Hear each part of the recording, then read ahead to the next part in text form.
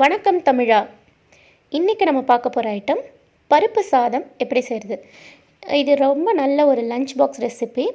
ஈஸியாக செஞ்சிடலாம், சீக்கிரமாகவும் செஞ்சிடலாம்.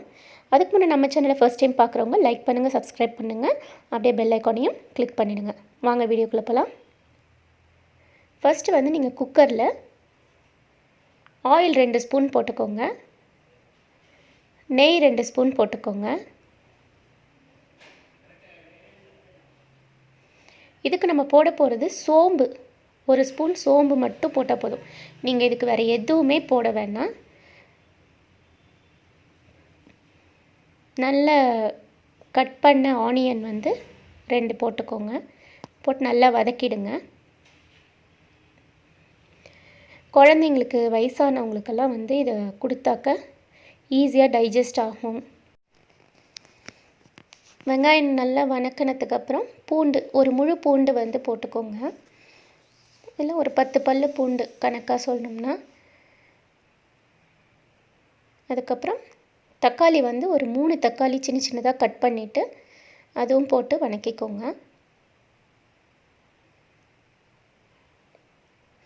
காஞ்ச மிளகாய் ஒரு 6 காஞ்ச மிளகாய் போட்டுக்கோங்க. கருவேப்பிலை, கொத்தமல்லி இது ரெண்டையும் நல்லா அலசிட்டு தண்ணியில் இந்த மாதிரி குட்டி குட்டியாக கட் பண்ணிவிட்டு போட்டு வதக்கிட்டே இருக்கணும். அதுக்கப்புறம் மஞ்சள்தூள் போட்டுக்கோங்க. உங்களுக்கு வெங்காயம், தக்காளி எல்லாமே நல்லா வதங்கிடணும்.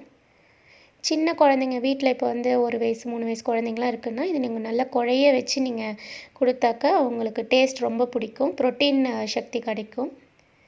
இப்போ இதுக்கு அளவு 2 கப் அரிசி நான் எடுக்க போகிறேன். அதுக்கு 1.5 கப்பு தால் ஊற வச்சுக்கணும், துவரம் பருப்பு. தண்ணி அளவு 8 கப்பு ஊற்றணும். இப்போ 2 கப் அரிசி, 1.5 கப்பு தால்னா டோட்டல் 3.5.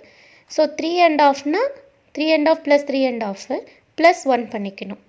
அதாவது 1க்கு 2 + 1 கப்பு தண்ணி எக்ஸ்ட்ரா. அப்போ 8 கப்ஸ் தண்ணி ஊற்றிக்கணும். இதுதான் அளவு.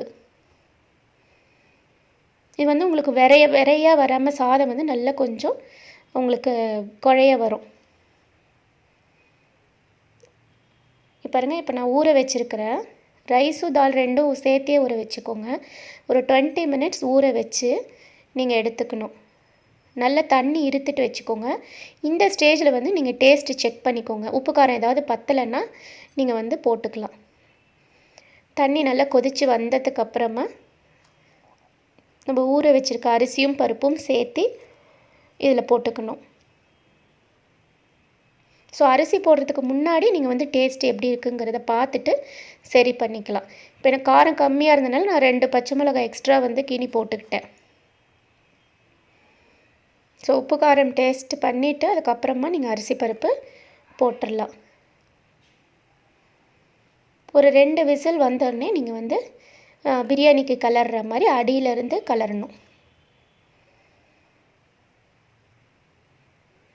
இந்த பருப்பு சாம்பார் போட்டு சாப்பிடாத பசங்க, குழம்பு சாதம் சாப்பிட மாட்டேன்னு சொல்லி பசங்க இருக்கும்.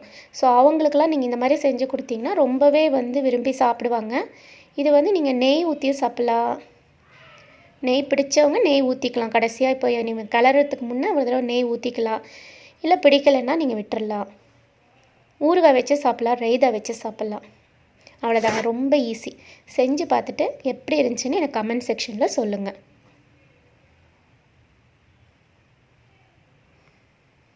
இந்த வீடியோ உங்களுக்கு பிடிச்சிருந்தால் லைக் பண்ணுங்கள், சப்ஸ்கிரைப் பண்ணுங்கள். Thank you viewers. வாழ்க தமிழ்.